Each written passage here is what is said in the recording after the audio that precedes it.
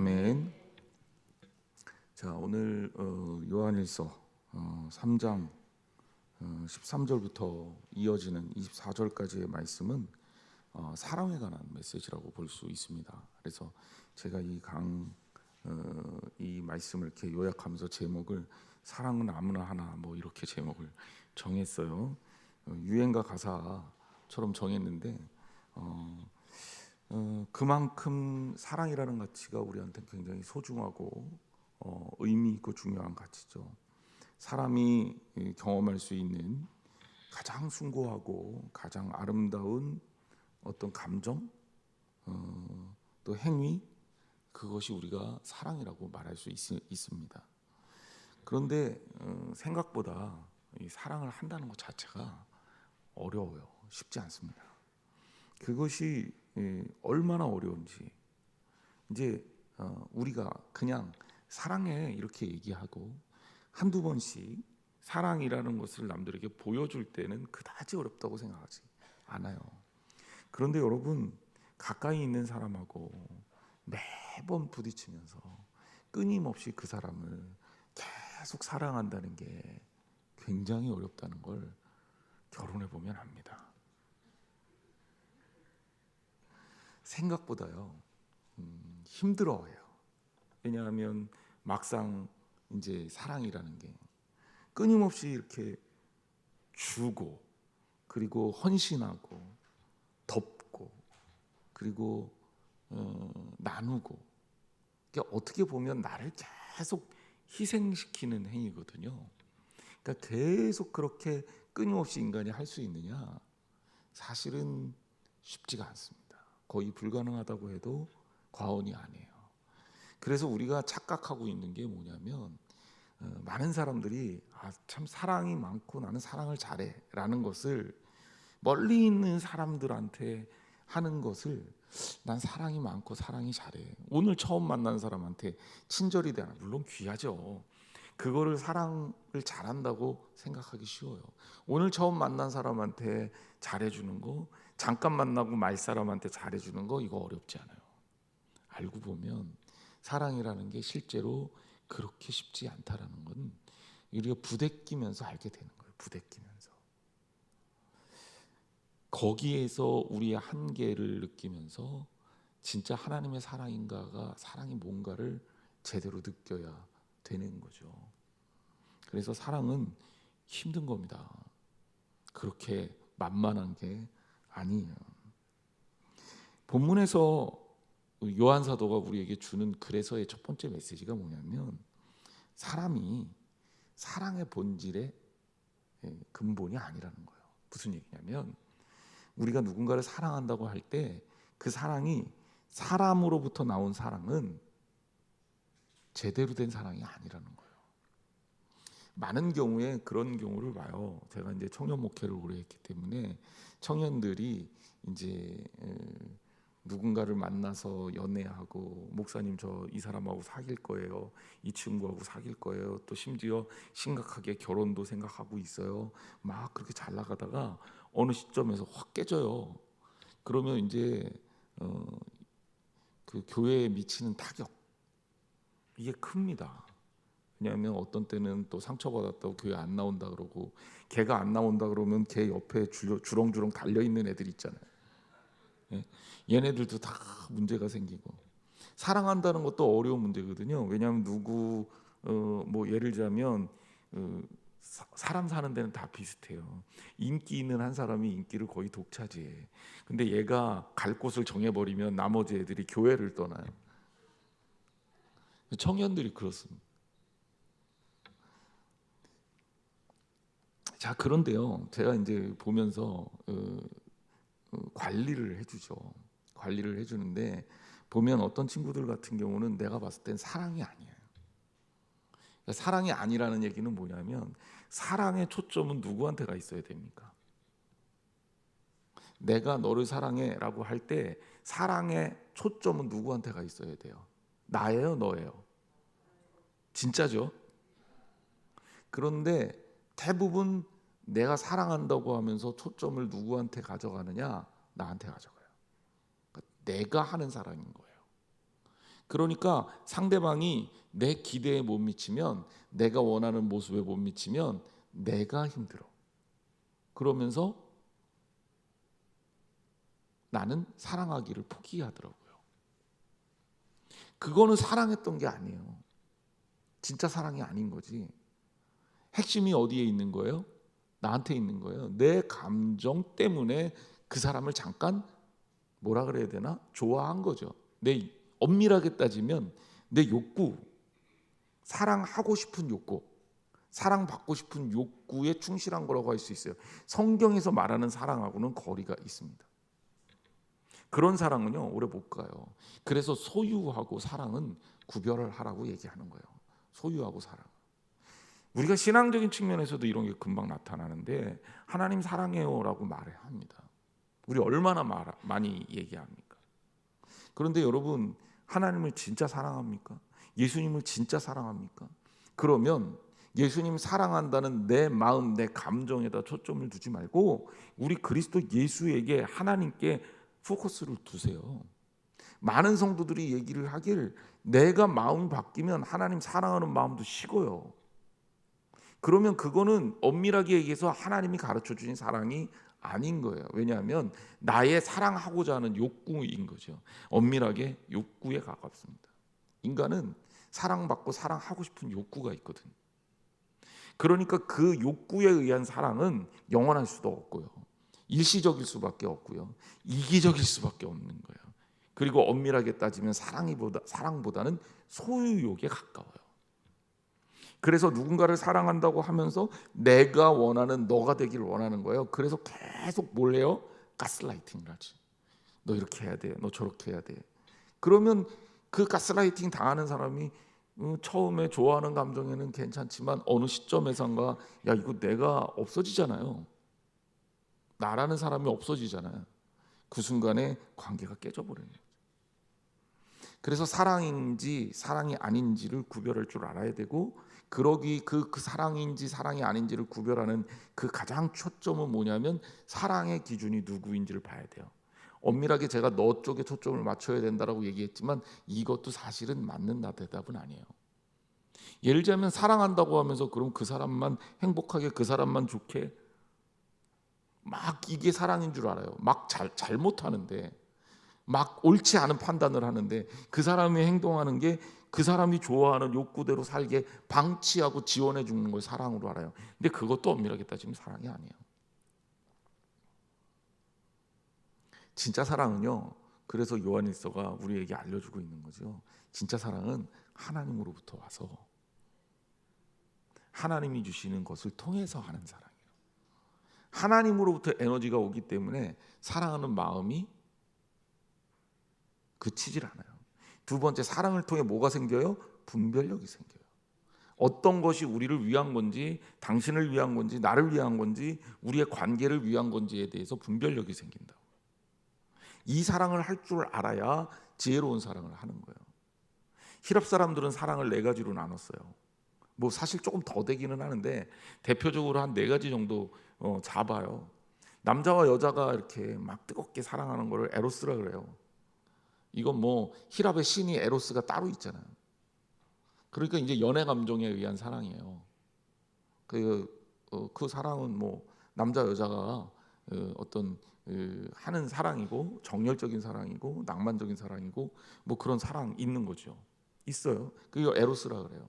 두 번째는 보니까 혈육으로 사랑하는 사랑이 있어. 우리 피는 물보다 진하다라고 할 때, 우리 가족은, 내 형제는 그 미워도 그 용납해주고 또 사랑해주잖아. 웬만하면 꼭 그런 건 아니지만. 그래서 이 사랑을 뭐라 그러냐면 스톨케라고 그래요. 그리고 세 번째는 필리아가 있어요. 필리아는 뭐냐면 우정 있잖아요. 우정. 근데 저 사람이 막 볼 때마다 가슴이 쿵쿵쿵 뛰고 이러지는 않아도, 이게 남자가 남자 보고 가슴 막 뛰고 여자가 여자 보고 가슴 막 뛰고 이러면 우리는 그것이 좀 심각하게 보잖아요. 혹시 그런 분 계셔요?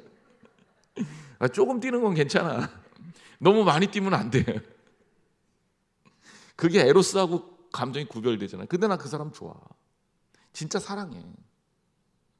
이런 얘기 할 수 있잖아요. 그러니까 우리 안에 일어날 수 있는 사랑, 이게 이제 교회 공동체 안에서 필리아예요.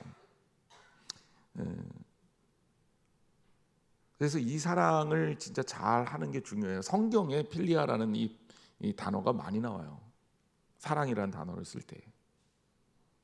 사람이 하는 사랑에 건강한 사랑을 필리아라는 단어를 많이 씁니다. 그리고 아가페라는 단어가 있어요. 아가페라는 단어는 하나님의 사랑이에요. 그래서 이 사랑은 사람한테는 잘 못 써요. 왜? 이 사랑은 사람이 할 수 없는 사랑입니다. 그러니까 진짜 헌신적이고 희생적이고 끊임없이 쏟아 부어주는, 진짜 하나님이 우리를 향해서, 예수님이 십자가에 달려 돌아가시면서 우리를 향해서 쏟아주신 그 사랑이에요. 우리는 그 사랑 못 하잖아요. 목사님 할 수 있는데요. 글쎄, 할 수 있으면 너무 감사한 일이죠. 근데 우리는 흉내는 낼 수 있지만 본질적으로 그 사랑을 우리가 담아내기가 쉽지가 않아요.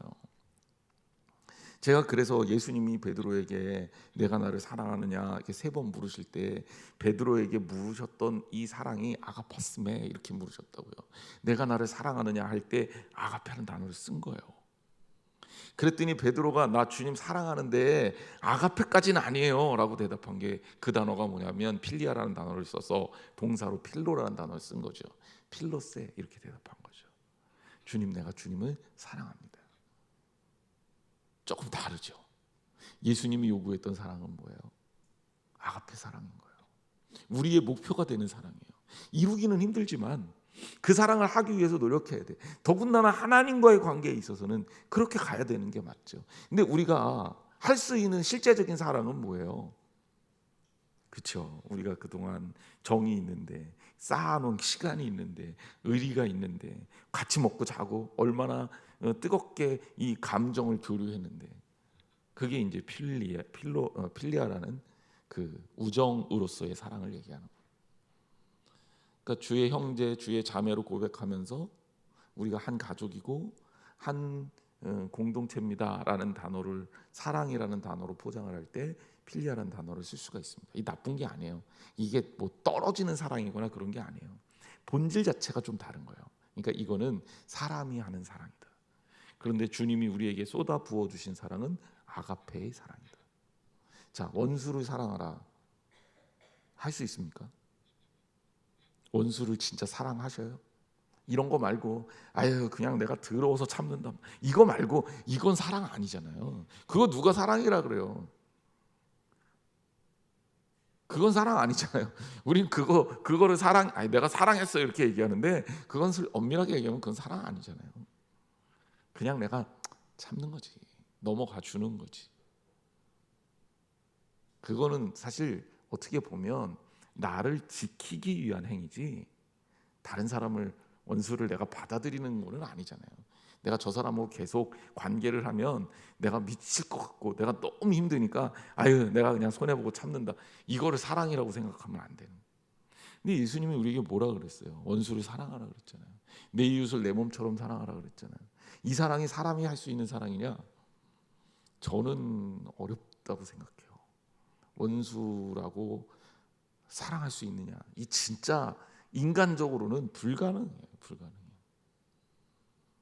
사랑하게 해달라고 하나님께 기도하는 수밖에 없더라고요. 그럴 때 하나님이 내게 주님의 사랑을 나누어 주셔서 나로 하여금 사랑하게 하는 것이어야 된다는 거죠. 그러니까 내가 주체가 돼서 하는 사랑은 한계가 있다. 자, 이 사랑을 좀 구별을 해야 요한일서 오늘 말씀이 조금 더 여러분들이 확실하게 머릿속에 그리고 마음속에 다가올 겁니다. 그래서 오늘 본문에서의 핵심은 뭐냐? 사랑의 본질이 인간에게 있지 않다. 그리고 진짜 그 본질, 그 사랑은 하나님으로부터 나오는 거다. 그리고 그 완전한 사랑이 사람을 통해서 표현된 거다. 사람은 타락하고 죄 가운데 빠진 존재이기 때문에 하나님의 완전한 사랑을 담아낼 수가 없어요. 그러면 어떻게 해야 되냐? 하나님에게 그 힘을 빌려서 조금씩 잠깐 동안 그 마음으로 사랑할 수 있어야 된다는 거죠. 그 내가 사랑하는 게 아니에요. 하나님이 나를 통해서 그 사랑을 흘려 보내주는 거지.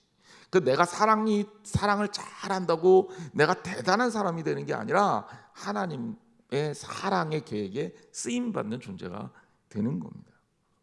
자, 이제 좀 본문을 좀 봅시다. 일단 13절 말씀을 보면 13절 같이 한번 읽어볼게요. 시작.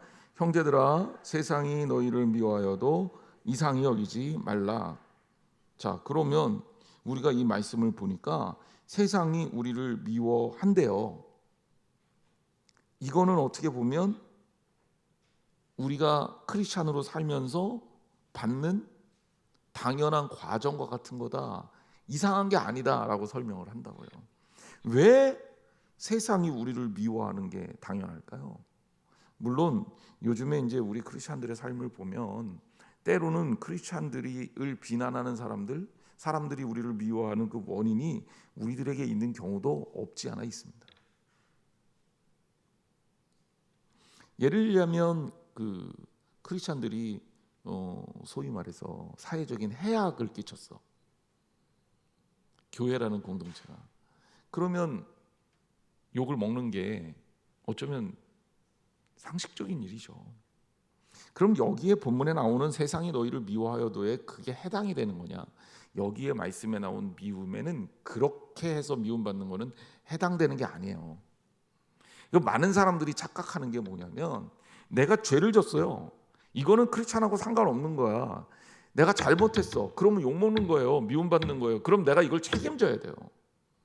그런데 어떤 사람은 이렇게 얘기를 한다고, 내가 미움받고 내가 죄를 져서 잘못해서 욕을 먹고 그리고 누군가에 의해서 법적인 송사를 당하는데 내가 잘못했단 말이에요, 인간적으로. 근데 그게 마치 내가 기독교인이라서 욕먹는 걸로 착각하고 있는 경우가 있더라고요. 크리스찬 중에 그런 사람들 있어요. 근데 그러면 안 된다는 거지. 여기에서 얘기하는 세상이 우리를 미워하는 거는 그런 것 때문에 미워하는 게 아니에요. 여기에서 미워하는, 세상이 우리를 미워하는 것은 이런 거예요. 초대교회 때 복음을 열심히 전합니다. 근데 크리스찬들은 해악을 끼치지 않아요. 복음을 전한 것뿐이야. 예수님께서 부활하셨다고 말씀을 전한 것뿐이야. 근데 유대인들은 그 소리가 듣기 싫어요. 왜? 자기들 손으로 예수 그리스도를 죽였는데 예수가 부활해서 이 땅에 오신 진짜 메시아라면, 그들이 기다렸던 진짜 살아계신 메시아라면, 그러면 큰일 나는 거잖아요. 그러니까 유대인들은 기독교인들을 박해할 수밖에 없어요, 구조상. 왜? 그들이 원하는 것을 이루려면 크리스찬들의 말이 사실이 되면 안 돼. 그건 본질하고 상관없어요. 그래서 박해를 받은 거예요, 초기에 기독교인들이.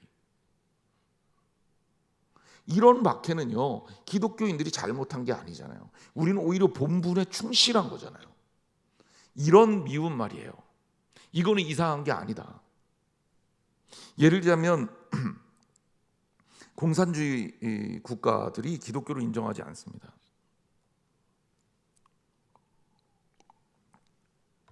이유가 있죠. 공산주의 이론은 어떤 이론이냐면 자본주의에 대한 비판으로 나온 게 공산주의예요. 예를 들면 산업혁명 이후에 자본주의가 발달하기 시작하면서 빈민층이 생기기 시작했고 자본가들이 생기기 시작했어요. 옛날에 이제 영주제, 이제 신분제 이런 게 폐지되면서 사유재산이 인정이 되고, 이게 소위 말해서 옛날에 종들 사유재산이 인정이 안 됐던 사람들이잖아요. 이런 사람들이 사유재산이 인정이 되면서 돈을 벌기 시작하고 자기가 이제 먹고 사는 것들을 자기 손으로 열심히 일해서 해결하기 시작한 거예요. 그리고 산업혁명이 같이 일어났죠. 그래서 농업중심 사회에서 공업중심 사회로 바뀌기 시작한 거예요. 그래서 뭘 생산하면 그 생산을 통해서 지주들이, 공장 주인들이 돈을 어마어마하게 벌었어요. 그리고 자본주의 사회가 발전하게 되니까 돈 버는 사람들이 더 많이 벌어. 돈 버는 방법을 알아도 돈 없는 사람들은 돈을 못 벌어요. 그럼 그게 자본주의예요. 예를 들자면 그런 거죠. 재산이 100억인 사람은 1년에 아무것도 안 해도 5억씩 이자가 붙습니다. 그냥 1년 내내 놀아도 5억인 거예요. 1,000억이면 50억이고요. 재산이 좋으면 1년에 500억씩 이자를 받아요. 그럼 여러분, 이 사람은 1년 내내 자기가 쓰고 싶은 대로 다 써도 우리 한 달에 1억 쓰기 쉽지 않거든요. 우리 다 잘 모르죠. 안 해봐갖고. 저도 안 해봐서 몰라요. 한 달에 1억 써본 적이 없어서. 근데 돈이 많아도 그렇게 쓰기가 어려워요. 그러니까 그 사람들은 자기 놀고 먹고 쓰고 다 해도 재산이 계속 불어나는 겁니다. 그런데 돈 없는 사람은 어때요? 계속 간당간당 하잖아요. 빚지잖아요. 여러분, 우리 사회가 얼마나 불공평한지 아세요? 아무리 능력이 있고 뛰어나도요, 1년에 뭐 예를 들자면 중산층 기준으로 연봉 1억 되면 중산층이다 그러잖아요. 그럼 연봉 1억 가지고 쓰고 저축 1,000만 원씩 할 수 있어요? 쉽지 않죠. 여러분들은 가능한 분가 보구나. 1,000만 원 저축하기 쉽지 않아요. 그것도 연봉 1억 벌어야 1,000만 원 정도 저축한다 생각하면 그거 10년 저축하면 1억이에요. 20년 저축하면 2억이고요. 그동안의 물가도 계속 올라요. 그 2억이 옛날 2억이 아니야. 지금 우리 이 평소에 여러분들 얘기하는 거예요. 그런데 이 산업화 사회가 되고 자본주의 사회가 발전하기 시작하면서 연봉 1억은커녕 인간 대접도 못 받는 거예요. 도시 노동자들이. 근데 그래도 지방에서 농사 짓는 것보다는 그게 나니까 다 서울로 올라와요. 이래서 도시가 형성이 되고 거기에 도시 빈민들이 형성이 돼요. 그러면서 이 도시 빈민들을 뭐라고 불렀냐면 가난한 사람이라 그래서 농촌 빈민들과 도시 빈민들을 프롤레타리아로 경제 계급을 나눠준 거예요. 그리고 그 일부 지주를 부르주아로 부른 거죠. 그러니까 세상은 딱 두 계급이 생긴 거예요. 옛날에 귀족, 뭐 혹은 양반, 평민, 그다음에 천민 이렇게 나누던 거를 계급이 자본에 따라서 부르주아와 프롤레타리아 계급으로 나뉜 거죠. 프롤레타리아가 돈이 없는 사람들이 이 자본주의는 칼 막스 같은 사람 필연적으로 멸망한다고 생각했거든. 왜냐하면 이 프롤레타리아 계급 사람들이 결국은 뭘 할 거다? 우리 못 산다. 우리 이대로는 못 살아. 우리에게 빵을 달라. 프랑스 대혁명도 그래서 일어난 거예요. 빵 달라 그래갖고. 그래서 빵 달라 그러고 일어날 거다. 그리고 자본주의 일어나서 이 자본가들을 부르주아를 철폐할 거다. 숙청할 거다. 이게 공산주의 혁명이고요. 이거를 일으켜야 나라가 제대로 산다라고 봤던 게 공산주의 이론입니다. 실제로 그런 혁명을 일으킨 나라들이 공산주의 국가가 된 거예요. 언뜻 보면 굉장히 합리적이에요. 그래서 어떻게 하냐?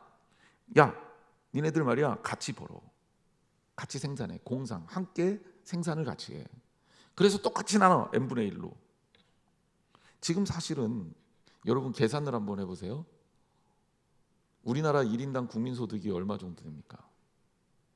달러로 한 34,000불 정도 돼요. 1인당 GDP가.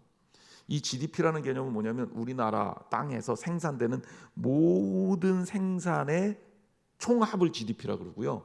그리고 1인당 그거를 1인당 국민으로 나눈 게 1인당 GDP예요.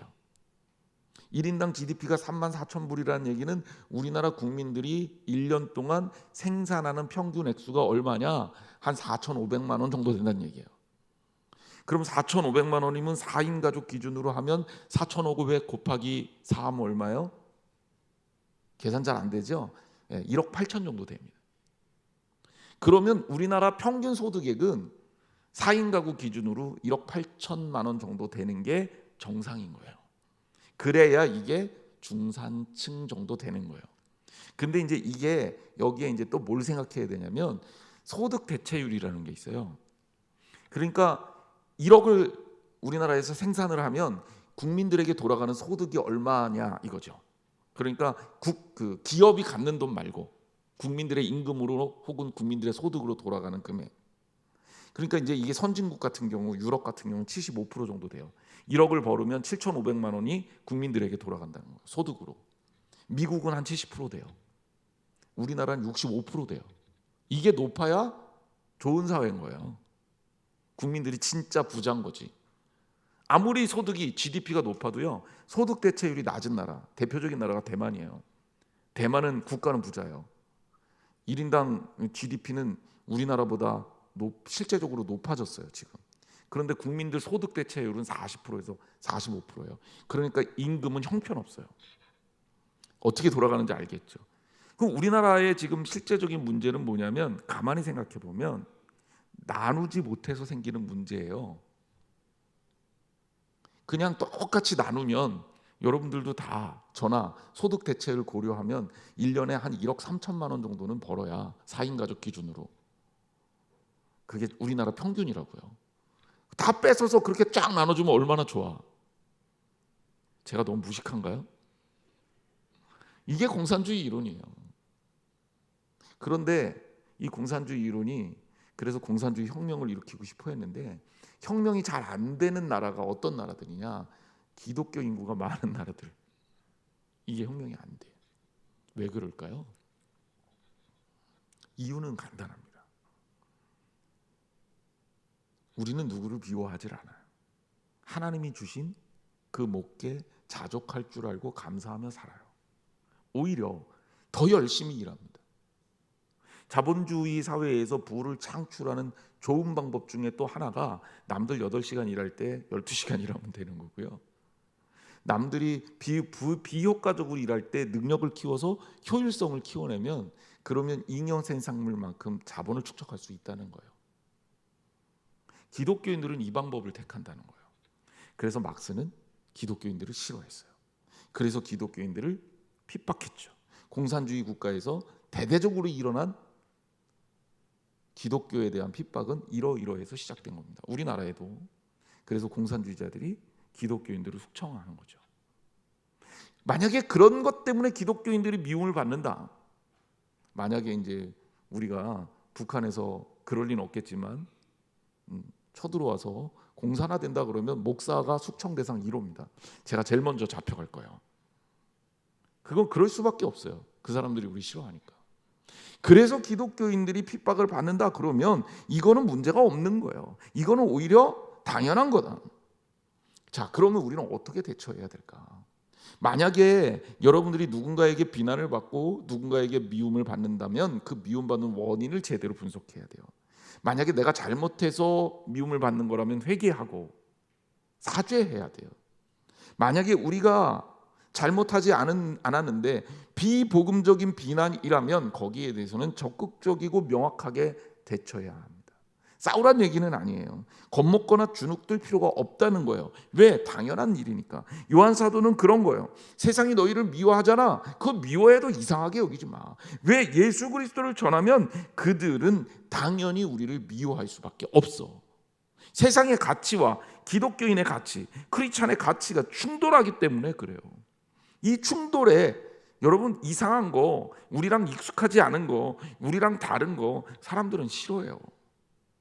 그래서 거기에서 차별이 생기고 공격이 생기는 거예요.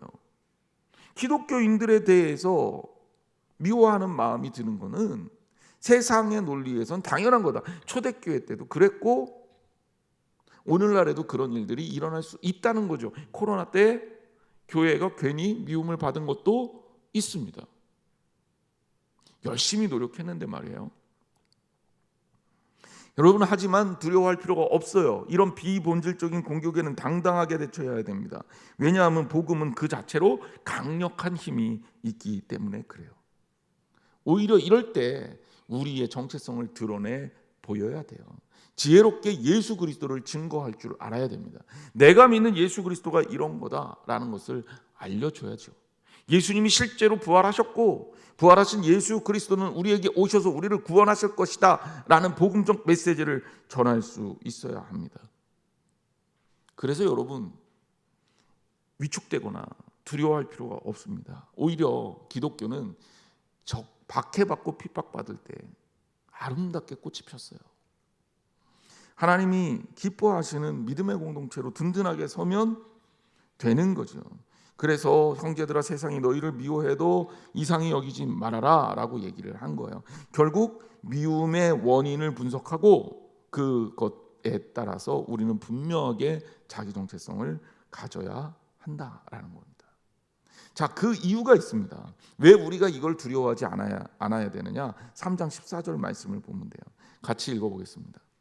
시작. 우리는 형제를 사랑함으로 사망에서 옮겨 생명으로 들어간 줄을 알거니와 사랑하지 아니하는 자는 사망에 머물러 있느니라.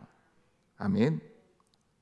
여기에서 중요한 단어, 사랑함으로라는 단어는 굉장히 중요한 단어지만 그것 말고요, 사망에서 옮겨 생명으로 들어간 줄을 알거니와 그랬어요. 자, 제가 늘 우리가 이제 헷갈리면서도 어려운 얘기인데, 당신 구원받았습니까? 라고 물어보면 네, 구원받았습니다 라고 대답은 해요. 왜? 그렇게 배웠으니까. 그런데 정확하게 구원받았다는 개념이 뭔지는 잘 몰라. 그래서 이게 헷갈린 거예요. 나중에 예수님이 오셔서 우리를 구원시켜 준다는데 그때 구원받는 거 아닌가? 그 지금은 아직 구원받지 않은 거 아닌가? 그런데 성경은 우리에게 분명히 선언합니다. 우리는 사망에서 옮겨서 생명으로 들어갔다. 여러분, 이미 하나님 나라는 이미 시작된 거예요. 이미 우리는 구원받은 백성입니다. 자, 예를 들자면 이런 거예요. 그냥 알기 쉽게 얘기해 줄게. 알기 쉽게. 굉장히 쉽게. 제가 미국의 시민이 되고 싶어. 그래서 미국 시민권을 신청했어요. 내가 한국에 있어요. 하지만 미국 시민권이 나왔어요. 그럼 난 미국 사람이야, 한국 사람이에요? 확실해요? 하늘나라의 시민권이 나왔어요. 내가 살기는 지금 이 땅에 살아요. 그럼 나는 아니다. 나는 하늘나라에 속해 있습니까? 이 땅에 속해 있습니까? 그래요. 그거예요. 무슨 얘기인지 알았죠? 그러니까 우리는 그냥 하나님 나라의 백성인 거예요. 다만 아직 하나님 나라에 도착은 아직 안 했어요. 그러니까 그 도착할 때를 기다리는 거지만 우리는 하나님 나라의 백성인 거예요. 그러니까 아주 쉽죠. 그러니까 이 얘기는 뭐냐면 이미 우리는 하나님 나라의 백성이 됐고, 하나님 나라의 백성이 특징이 뭡니까? 나를 믿는 자는 영원히 죽지 아니할 것이다. 만약에 죽어서 죽더라도 다시 살아날 것이다. 이게 하나님 나라의 특징 아닙니까? 그러니까 우리는 어때요? 사망에서 옮겨서 어디로 간 거예요? 생명이에요. 우리는 살아도 생명으로 가고 죽어도 생명으로 가요. 그래서 바울이 얘기하잖아요. 사나 죽으나. 그게 중요한 게 아니에요. 진짜 우리에게 중요한 건 그리스도 예수의 사람이냐 아니냐라는 게 중요한 거예요. 자, 근데 요한 사도는 여기에 하나를 더 집어넣어요. 장치를. 그 하나의 장치가 뭐냐? 사랑함으로라는 거예요. 이 얘기는 뭐냐면 사망에서 옮겨서 생명으로 들어간 크리스찬의 정체성이 어디에 있다? 사랑에 있다는 거예요. 이게 우리를 좀 고민하게 만드는 거죠. 아까 얘기했잖아요. 우리 사랑하기 쉽지 않은데요. 목사님, 저 사랑해보려고 노력은 했는데 잘 안 돼요. 그냥 원수뿐만이 아니라 그냥 내 옆에 있는 친구도 한결같이 사랑하기가 어때요? 쉽지 않죠. 쉽지 않아요. 그래서 우리가 늘 고민하는 거예요. 근데 요한 1서를 앞질러서 이 사랑에 대해서 제가 설명을 해드리면 이 사랑은 우리 안에서 나오는 사랑이 아니라니까. 내가 대단해져서 내가 이런 사랑을 할 수 있으면요, 내가 대단한 존재죠. 내가 대단히 능력 있는 존재죠. 내가 아주 뛰어난 존재죠. 부족함이 없는 존재죠. 일종의 신과 같은 존재인 거예요. 근데 우리가 하려는 진짜 사랑은 하나님으로부터 흘러 나오는 거예요. 그러니까 내 안에서 만들어지는 사랑이 아니라고. 그러니까 착각하지 마세요. 내가 하려고 하면 잘 안 되는 게 맞는 거예요. 노력해서 무엇인가를 사랑하려고 하면 안 되는 게 맞는 거예요. 그러니 하나님의 사랑이 나에게 물들고 그 사랑이 흘러가게, 누구에게? 형제에게 흘러가게, 이웃에게 흘러가게, 나의 주변 사람들에게 흘러가게. 멀리 있는 사람 찾아가서 사랑한다고 폼재지 말고요. 진짜 사랑은 내가 매일 만나는 그 사람한테 하는 거예요. 맨날 만나서 싸우면서 사랑한다고 우기지 말고요. 진짜 내가 매일 만나는, 내가 진짜 가까이 있는 그 사람을 진짜 사랑하는 게 진짜 사랑하는 거죠. 사랑의 원리는 동심원의 원리예요. 그래서 우리 안에 믿음의 공동체 먼저 하라 그러잖아요. 먼저. 그 다음에 우리 주변으로 이렇게 퍼져나가는 거예요. 우리가 병들어 있는데 어떻게 다른 사람들을 고칩니까?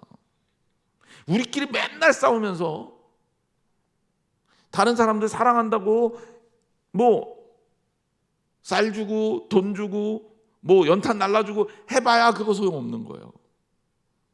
진짜 우리가 본질적으로 사랑에 물들어 있어야 돼요. 그래야 사랑이 이렇게 차올라서 넘치는 거예요. 예수 그리스도는요, 그런 의미에서 사랑의 샘이에요. 샘은 어때요? 계속 솟잖아요. 계속. 그래서 어떻게 돼요? 샘이 계속 펑펑펑펑펑 터지면 그 샘 때문에 물이 흘러 넘치죠. 그게 교회 공동체의 원리입니다. 우리도 바짝 말라 있는데 남들한테 어떻게 퍼줍니까? 안 되는 거지. 그러니 여러분 사랑한다면 여러분의 옆에 사람 사랑하세요. 우리 옆에 분과 인사하겠습니다. 사랑합시다. 이제는 사랑합니다로 바꿔서 인사하겠습니다. 사랑합니다. 사랑합니다. 그러니까 여러분 옆에 있는 분들, 매일 만나는 분들, 우리 속회원들, 또 우리 교인들 사랑하시고 더 많이 사랑하시고 진짜로 사랑하시고 끝까지 사랑하시고 배신하지 말고 미워하지 말고 뒤에서 뒷담하지 말고. 아멘. 점점 줄어들어요. 물론 뒷담이 우리 정신 건강에 좋다 그랬죠. 제가 행복지수가 막 올라간다고, 그리고 결속력도 좀 올라가고. 근데 그러지 말라고요. 사랑해야지. 부족하면 사랑하는 사람은 어때요? 그 부족한 걸 손으로 이렇게 찝어갖고 흠집을 내나요? 이게 얼마나 무서운지요. 제가 우리 아들 보고 알았습니다. 우리 아들이요, 저희 장모님 처갓집 소파가 살짝 구멍이 났어요. 근데 이상하게 거기에다 계속 손을 집어넣어. 결국 소파가 어떻게 됐을까? 다 찢어져 갖고 못 쓰게 된 거예요. 그래서 걔를 막 혼내려다가 저 어렸을 때 벌어졌던 일이 생각이 났어요. 초등학교 1학년 때 제가 신입생이니까 가방을 사줬어요. 아직도 기억나요. 서부 사나이가 이렇게 총 쏘고 이렇게 쫙 나오는 그림이 있는 우주표 가방인가 지구표 가방인가 너무 좋아서 되게 기분 좋게 갖고 가다가 어느 날 가방 안에, 아니 가방 이 열고 안에 말고요, 가방 그 그림 그 안쪽에 뭐가 있는지 궁금했어요. 그래서 어떻게 했냐, 칼로 찢었어요. 조금만 찢어보려고 그랬는데 가방을 못 쓰게 만들었습니다. 1년도 못 쓰고 버렸죠.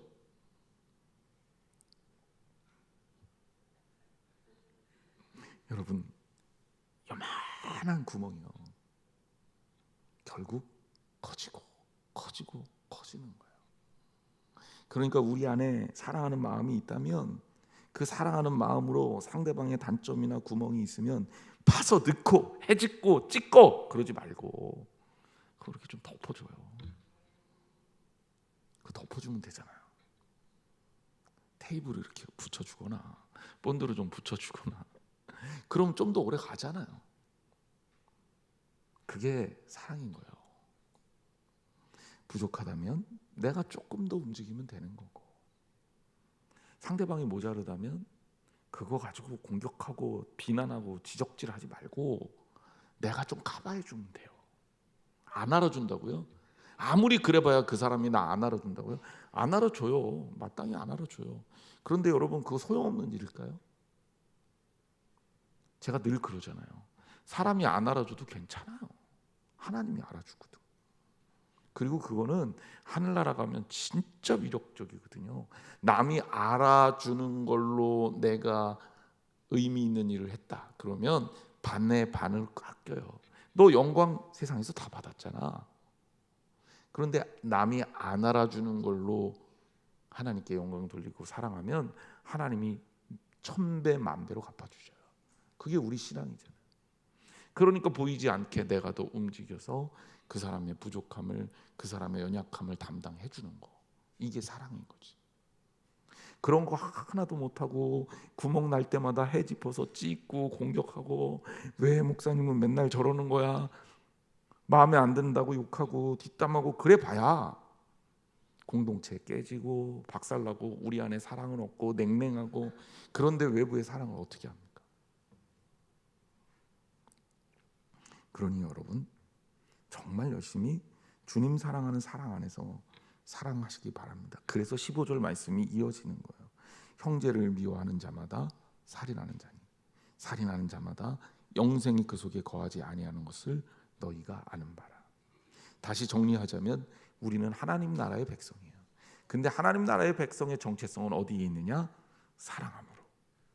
누구를 사랑함으로?